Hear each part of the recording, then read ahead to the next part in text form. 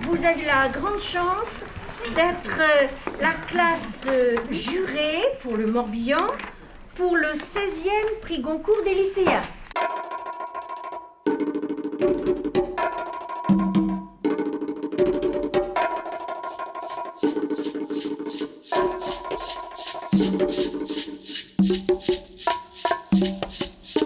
Rapprochez-vous plus. Bah, allez-y. Allez-y, regardez. Alors vous essayez de laisser cette pile-là ici. Ah ouais, d'accord. Ok, il faut laisser ça. Tu peux passer ça. Ouais, vas-y. Quelles sont tes réactions face à ce livre? Il fait un peu pavé. Il fait un peu pavé, oui. Est-ce que tu as une remarque à faire sur la présentation, sur la photographie, le titre, enfin les différentes réactions? Moi je trouve qu'il est froid. Il est froid? Et moi il me donne pas envie. Il te donne pas envie? 4e de couverture, c'est toi Madeleine qui disait que ça te tentait celui-là? De quoi ça parle apparemment? Bah c'est un garçon qui a disparu, apparemment il est mort et puis il raconte... Voilà, c'est quand même curieux, non? Ouais, c'est bizarre. Et est-ce que ça te donne envie de le lire Non, pas tellement. Non. D'accord, bah c'est un procédé de sélection comme un autre. Vous avez très hâte de commencer? Oui. Eh bien vous commencez. Il est bizarre le livre. Et c'est bon, il y avait le cas d'accord. C'est l'histoire en fait d'un clochard qui raconte sa vie. Bah là, je suis pas arrivé loin, je suis à la 24e page.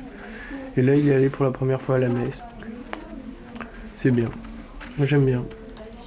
C'est plus agréable à manger pour lire. Enfin, je sais pas, quand on est dans un CDI et tout, je sais pas, on a envie de se mettre à l'aise pour lire parce que sinon... Enfin, je sais pas, c'est comme ça.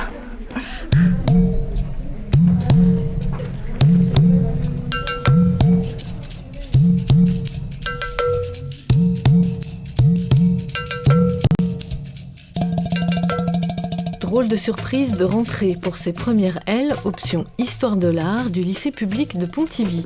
Comme pour les 60 autres classes du jury Goncourt des lycéens, voilà ce qui les attend. 12 livres à lire en 2 mois à peine, soit 3871 pages exactement, rigoureusement la même sélection que le vrai Goncourt, celui des académiciens, une sélection censée être le meilleur de la rentrée littéraire.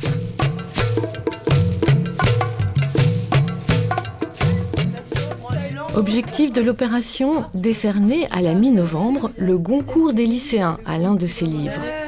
Mais au-delà, il y a une ambition plus large, celle de faire revenir le plaisir de lire dans ces chambres d'adolescents. Un plaisir sans doute quelque peu enlisé dans le conformisme des programmes scolaires et depuis fort longtemps détrôné par la musique, la BD ou la télévision.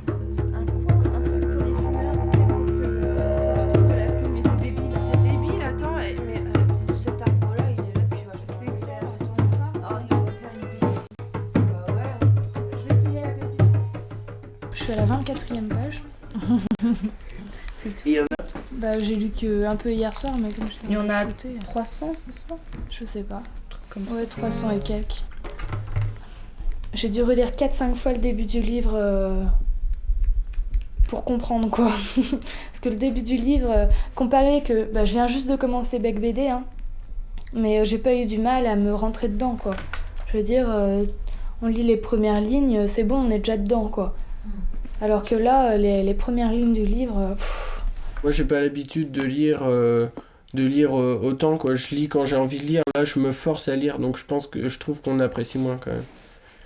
Parce que je me dis, ouais, j'ai celui-là à lire et j'ai pas forcément envie de le lire à ce moment-là, parce que j'aime bien prendre un livre et vraiment avoir envie de le lire, le choisir, quoi. J'ai des BD, j'ai pratiquement que ça. C'est pas très littérature, quoi. Enfin, les profs de littérature, on s'arrache les cheveux.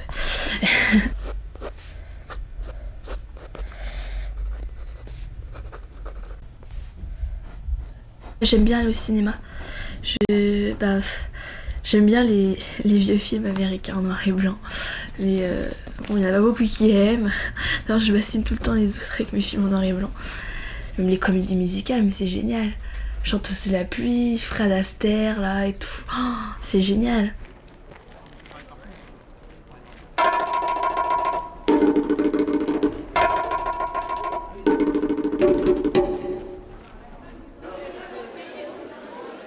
Ophélie? Pas encore fini. C'était quoi? Dans la guerre. Dans la guerre. Charnay. Lucille? J'ai pas fini. T'as pas fini. Benjamin? Alors, tu avais un garçon d'Italie. Ouais, j'ai fini, ouais. Tu l'as fini? Et tu prends un autre? Ouais. Qui a aimé, qui a pas aimé? Ah, moi j'ai aimé. C'est pareil que Camille, c'est la partie autobiographique, franchement, ça m'a saoulé. Moi j'adorais ses petits avis sur l'Amérique quand il parle de ses chanteurs préférés, ses écrivains. Mais en fait, il est vachement désagréable. Je pouvais pas le voir. Il y a le cynique, bourgeois, désagréable, que t'as envie de taper, qui va au pute et qui fait boire et se droguer. Et à la fin, Surtout le petit bout, on le sent bien dans le livre. à la fin, c'est super. Et on l'aime bien en fait. Ouais. J'ai jamais lu un livre comme ça où c'était minute par minute. Ça c'est un procédé original. Moi je trouve ça bizarre qu'ils aient sauté en fait pour se tuer plutôt que d'attendre que. Enfin, plutôt que de. Je sais pas, je trouve ça bizarre. Ouais, mais ouais, en même temps, les Américains, ils ont bien fait leur truc, quoi, parce qu'on n'a pas du tout pensé aux gens qui étaient... Vous parlez du livre. Ouais, justement. Et pas de l'événement. Oui. Ouais, mais justement, je disais que dans le livre, justement, on se rendait compte. Oui, mais vous êtes là pour parler du livre. Ouais, oui. C'est compliqué d'ailleurs, Ouais, mais on parce parle. que vous êtes là pour parler du livre qui parle d'un événement. Mais vous- Ma génération restera traumatisée par le deuil du communisme, le mannequinat et la cocaïne. La génération suivante, celle qui est née dans les années 80, celle qui éliminera la mienne, a eu 20 ans le 11 septembre 2001. À ses yeux, je suis la vivante incarnation de la superficialité jet-set, de la contradiction entriste, de la pourriture médiatique et de la vacuité hautaine. Je suis d'accord avec lui, je pense qu'il a raison. J'aurais pas dit mieux, je pense, sur lui. Je me demande comment elle va survivre au World Trade Center. Pourra-t-elle grandir sur la décombe fumante du confort matériel? Que va-t-elle reconstruire à la place du centre du commerce mondial? De quoi seront faits ses rêves à part d'acier fondu et de tripes calcinées? Comment bâtir sur les ruines de ma génération? La destruction des 70s et l'échec des 80s, la faillite de la société de marque. Que verra-t-elle de sa fenêtre sur le monde? La religion du confort, de la consommation et donc du fric, comme unique espoir, cette utopie-là, est-elle vraiment morte à New York en 2001? Notre futur a disparu. Notre futur, c'est du passé. Donc moi je lis Big BD avec beaucoup de mépris au cœur parce que c'est un livre que j'aime pas du tout et un auteur que j'aime pas du tout non plus. Parce que je trouve que en fait, déjà rien que dans ce passage-là, il fait bien passer notre génération, c'est-à-dire celle qui est après la sienne, comme à moitié des incapables, des gens qui pensent qu'à la superficialité. Et donc non, on n'est pas tous comme ça. Il est attachant, quoi. On a envie de le connaître plus, parce que là, on n'a qu'une facette que ce qu'il veut bien montrer, quoi. Et je suis sûre que c'est un mec génial. Hein. Allez hop, une défaite. Non, elle est pas bien celle-là. Toi, tu me feras celle-là pour jouer? Ouais. Et après, tu dis, en fait, qu'est-ce qui a été bien, quoi. Même son autobiographie, la rigueur, on s'en fout, quoi. Ouais, mais Même l'histoire, c'est que l'histoire sur les tours, franchement, ça m'aurait gavé. Et que son autobiographie, ça m'aurait gavé aussi. Normalement, ça devrait 2 fois plus t'avoir gagné, alors. Non, justement, les deux ensemble, justement, ça se complétait. Et moi, j'ai vachement aimé. Voilà. Moi, j'aime le bouquin, mais de toute façon, je le connais pas spécialement, Big BD. Mais c'est pas pour autant que j'aime le mec. Hein. Ça n'a rien à voir, le bouquin, ce qu'il écrit et le mec en lui-même. Non, ça n'a rien à voir. Je me suis pas dit, ouais, Big BD, je l'aime pas, alors lui, je vais pas aimer son livre, quoi. Ouais, d'accord. Il aurait pu écrire un livre Non, parce que intéressant, comment tu le disais mais ça m'aurait étonné de ça. Oui.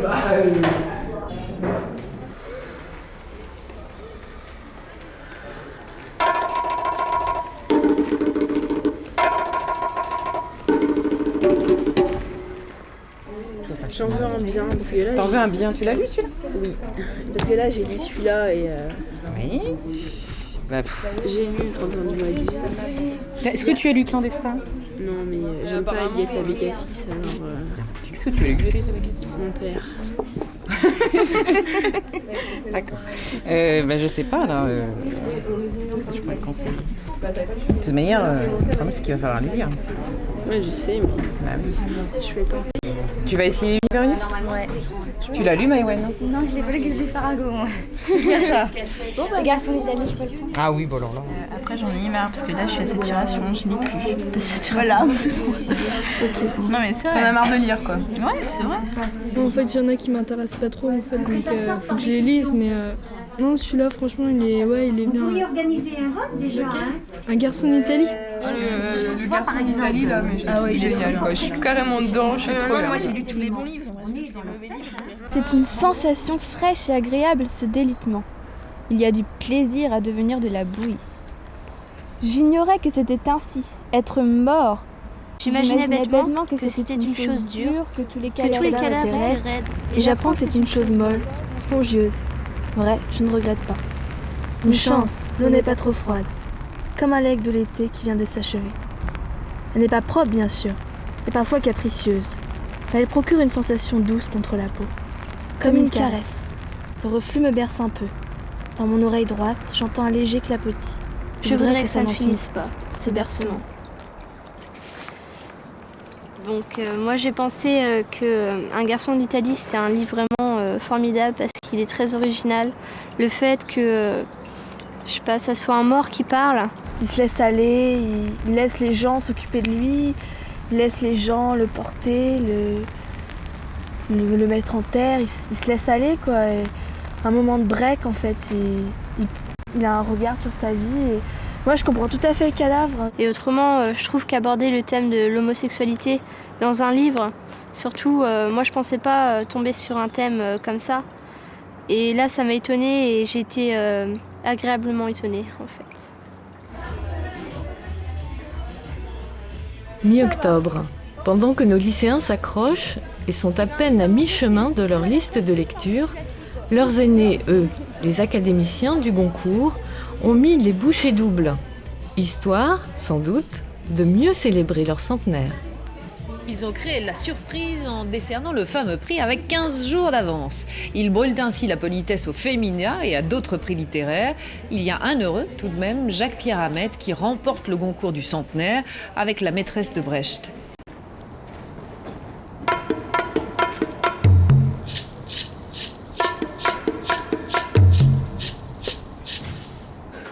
À Pontivy, loin, bien loin des cuisines parisiennes, le Goncourt d'Hamet et sa maîtresse de Brecht suscitent surtout beaucoup d'indifférence.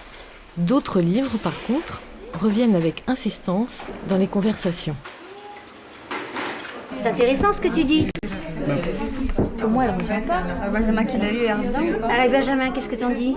Je sais pas, je dis pas, moi je prends rester une contre une, moi je prends pas position. Mais c'est pas par proposition, ça, ce sont des lectures différentes. Pour moi, elle était pas là, il l'avait imaginé, il montait et tout d'un coup elle était là et en fait, il avait imaginé. Enfin... Et t'aurais voulu quoi toi pour la fin? Qu'elle soit là.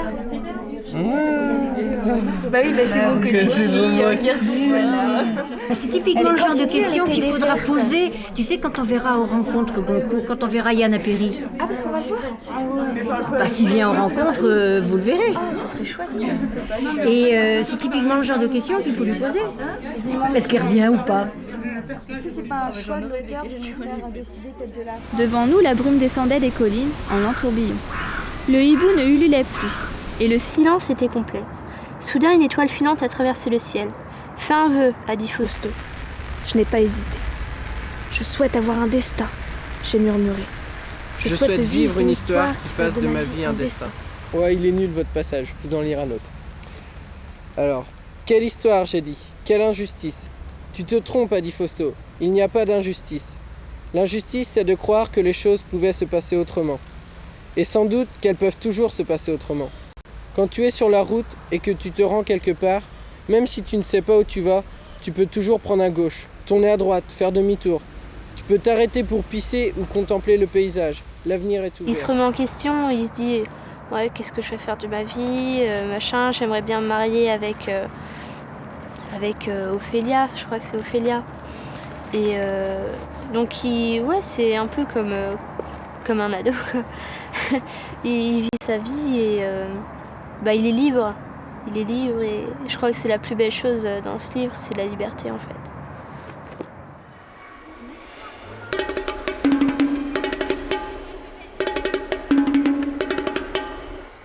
Et si on essayait de voir alors ceux dont vous voulez pas entendre parler? Ce serait Clandestin.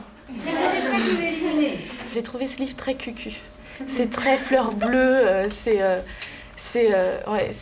j'ai pas du tout aimé. C'est sûr, il est facile à lire, ça on peut pas dire qu'il est pas facile à lire, on l'a lu vite. Mais moi, c'était vivement la fin, quoi, que ça s'arrête. Et je trouve pas qu'il a sa place dans le prix Goncourt. Des lycéens. Alors, Marion? Je l'ai beaucoup aimé, mais c'est sûr que je le mettrai pas dans le tiercé. Je trouve qu'il a pas le calibre entre guillemets pour être livre du Goncourt. Mais ce n'est pas cucu. Attends. Non, c'est pas. Tu peux pas dire qu'il est cucu. Barbara Cartland, à la rigueur, tu peux dire que c'est cucu. Mais Abécassis, ça peut pas. Et puis c'est pas banal comme histoire. Mais un clandestin, mais tu vois beaucoup qui voient la situation des clandestins. Tu ressens vraiment sa peur, la peur qu'il a de se faire prendre et tout ça. Numéro 1, Windows on the World. Numéro 2, Farago.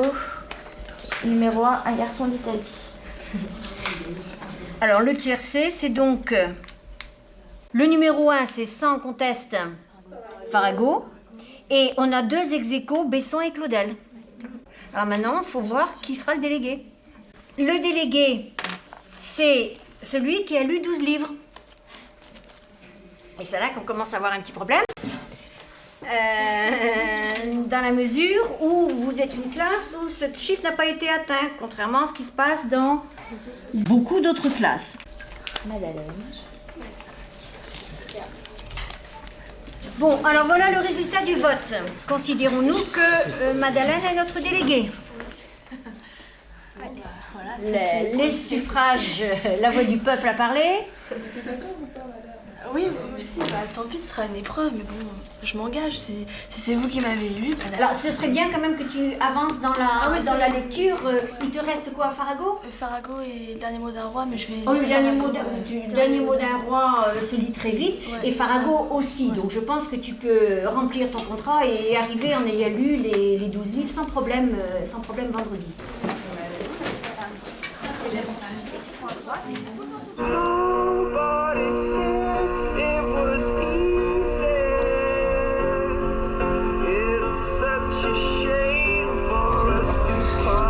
Et ça se trouve, je vais arriver.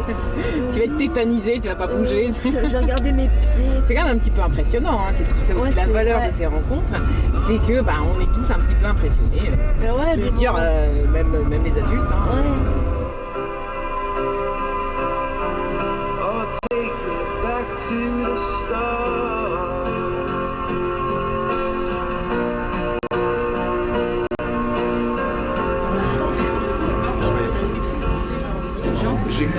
J'ai les deux représentants rennais, donc des cartes Assomption, Quimper, Ponty. Par exemple, il y a un truc qui m'a trop déçu, c'est Heidi.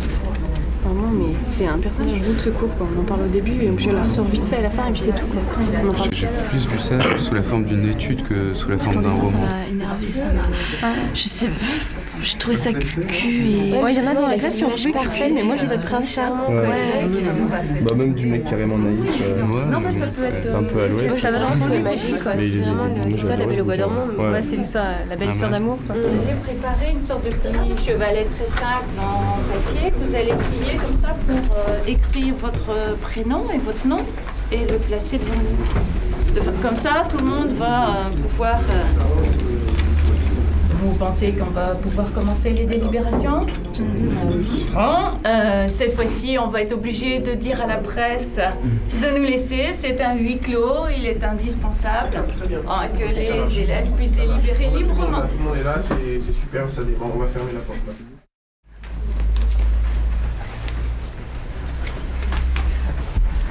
Mesdames et messieurs, les délibérations de la région Nord-Ouest du jury Goncourt des lycéens 2003, organisées conjointement par la FNAC et le ministère de la Jeunesse, de l'Éducation nationale et de la Recherche avec l'accord de l'Académie Goncourt, sont terminées.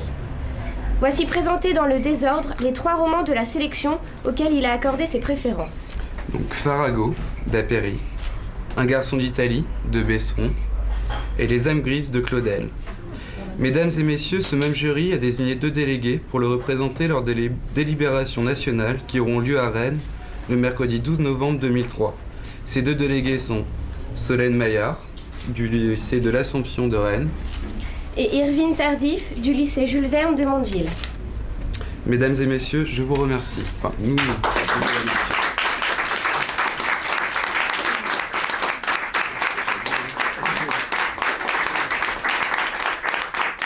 Et Jacques-Pierre Hamel, donc qui n'est pas dans les trois têtes, qui a eu le Goncourt du centenaire. Ouais. Pourquoi est-ce que vous l'avez écarté? Parce que c'était pas un sujet franchement passionnant, les personnages n'étaient pas attachants, et comparé aux 3 autres, moi je trouve qu'ils faisaient pas le poids. Ouais. Merci. Ils avaient à peu près le même avis que la classe. Ils avaient, par exemple, pour Farago, et ils avaient aimé aussi, et ça je me suis dit, ils le défendaient vraiment bien, quoi. Alors je me suis dit, ils le défendent mieux que moi, et je pense et je leur fais totalement confiance, mais totalement, quoi. Donc le Yana Perry, Farago, c'est une narration qui n'est pas évidente. Mais Farago, c'est un livre qui est vraiment très optimiste, et je pense que tous les lycéens, après avoir lu ce livre, tout le monde avait le sourire aux lèvres et tout le monde repartait en ayant confiance en soi et en voyant la vie en rose, quoi. Ce livre, quand on a fini ce livre, on est triste, quoi. On a envie de le redémarrer. Et non, il est magnifique, franchement, moi je trouve que c'est un bel espoir. C'est bon. Alors? Ouais, c'est bon. Alors, je l'ai retiré. Putain, ça attache tout le temps au même endroit. Chier. Ah ouais, si j'espère que ça va faire un go. C'est un garçon d'Italie. Tu vois, au départ, ce qu'on nous avait dit tout à l'heure, quoi. Il est bien, mais c'est pas un bouquin. Quand tu l'as lu, Ça marque pas, quoi. T'as pas de réflexion après, forcément, sur ce livre-là, quoi. Enfin, moi, j'en ai pas eu toujours. Tandis que sur Farago, je sais pas. Tu vas quoi? Ouais. Ah, tu vas à quoi, Morgane? Je sais pas. Bah aujourd'hui, alors, ils vont délibérer le livre qui va gagner le prix Goncourt lycéen. Et donc, avec la classe, il y en a quelques-uns qui vont venir. Et donc, on va voir. Alors, on prie pour que ce soit Farago. Dans ce journal, le lauréat. Le prix Goncourt des lycéens 2003 a été attribué à Yana Perry pour son roman Farago, publié chez Grasset. Nous l'avons choisi. Le lauréat désigné par le jury national, l'histoire n'est pas tout à fait terminée pour autant. En récompense de leur labeur, les classes jurées du nord-ouest de la France sont invitées à Rennes pour 2 jours. 2 jours de rencontres, bien sûr, avec les auteurs sélectionnés pour le Goncourt. Ce que j'essaye de garder toujours en moi, c'est une grande sauvagerie. La sauvagerie que j'avais quand j'avais votre âge, quoi. Quand j'avais 16-17 ans. Ah, écoutez, écrire un roman, ne croyez pas que c'est facile. C'est une épreuve de chaque minute. Et moi-même, d'ailleurs, quand je corrige mon texte, comme je le connais par cœur, il y a des moments où je me dis mais c'est ennuyeux, c'est ennuyeux. C'est pas un roman historique que j'ai écrit et c'est pas une œuvre d'historien. Je me suis concentré. C'est ce que je disais tout à l'heure. C'est comme Flaubert, j'ai enlevé beaucoup de choses fait pour qu'on soit concentré. Mais effectivement, je comprends que ça puisse aussi créer des frustrations. Oui, j'étais très frustrée. Mais le moment qu'ils attendent le plus impatiemment, c'est celui-là. Nous allons accueillir Yana Perry, prix Goncourt des lycéens 2003.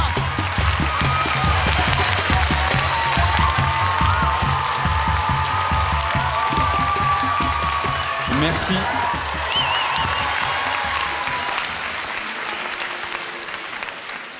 Et je ne sais pas si vous avez bien dormi.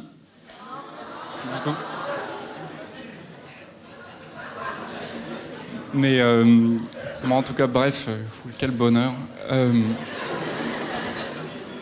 C'est pour savoir, pour la fin, parce qu'on a des avis assez partagés dans notre classe, c'est pour savoir si Ophélia revient réellement ou si c'est juste un rêve d'Homère. Moi aussi, j'ai des avis assez partagés dans ma tête. Donc je peux pas te répondre. Je peux pas répondre à cette question.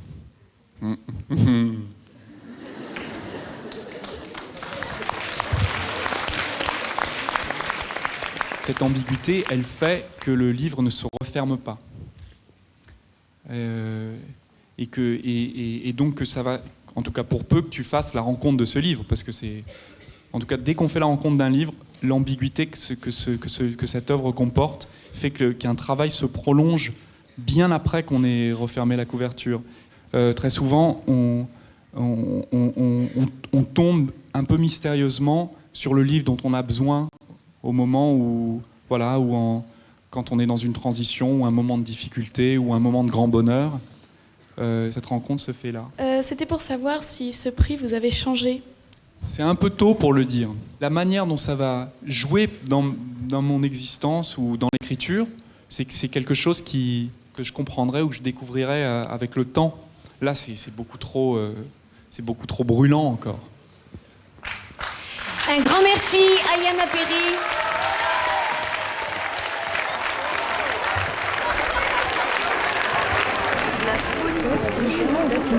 Il est tout bien quoi. Ouais. C'est dingue hein, comment un livre. Alors moi je suis sous le charme. Ah ouais. Non mais il est génial. En fait, non mais il y avait même une fille de ma classe qui était en train de pleurer tellement qu'elle était. Ouais, Mathilde. Elle en pleurait, elle avait les larmes aux yeux et tout. Attends, j'adore. Parce que c'est drôle. J'ai trouvé ça drôle aussi quand j'ai vu. Ouais. T'as vu qu'on nous a échangé dans le Parisien, t'es devenu moi, tu t'en es rendu compte? Mais je sais pas, on m'a appelé ici. Parce qu'il y a plusieurs articles où c'est toi qui es en photo. Et c'est écrit en gros Yann Appéry et c'est moi en dessous. Si, madame. Je peux poser ma question hein. Parce qu'en fait, moi, il y a un film qui m'a marqué. Ouais. Je sais pas si vous connaissez. C'est Mr. Deeds Goes to Town. Oh, je l'ai vu 15 fois. Et oui, et je me dis, justement, avec l'authenticité des personnages et tout, si ça fait plaisir parce que personne ne connaissait. Et moi, j'ai retrouvé ça dans le livre. Ah, mais c'est sûr. C'est ça, c'est ça. Mais moi, quand j'étais petit, mon beau-père, avec qui j'ai grandi, il adorait Frank Capra, donc ce réalisateur. Ouais. Donc on avait tous les films de Capra à la maison.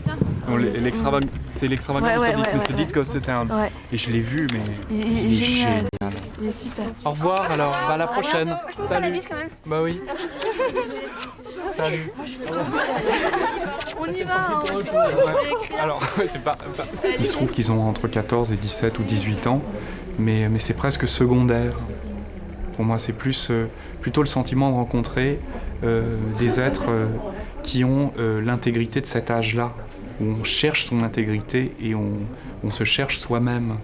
Recevoir ce prix-là, c'est la confirmation d'une attente et d'un désir pour moi, incroyable. Symboliquement, ça pouvait pas être plus bouleversant. Mieux que le vrai Goncourt. Ah mais c'est infiniment mieux, infiniment mieux. C'est un petit message personnel pour Yann Appéry. Tout d'abord pour le remercier d'avoir écrit ce livre. Je parle au nom de toute la classe. Quand on l'a vu, on a eu mal au ventre et je l'ai trouvé captivant. Et je voudrais le remercier pour sa simplicité et puis je recommence. Je recherchais tout le temps partout l'authenticité de Gary Cooper, de Mr. Deeds. Je sais plus ce que je voulais dire. La simplicité.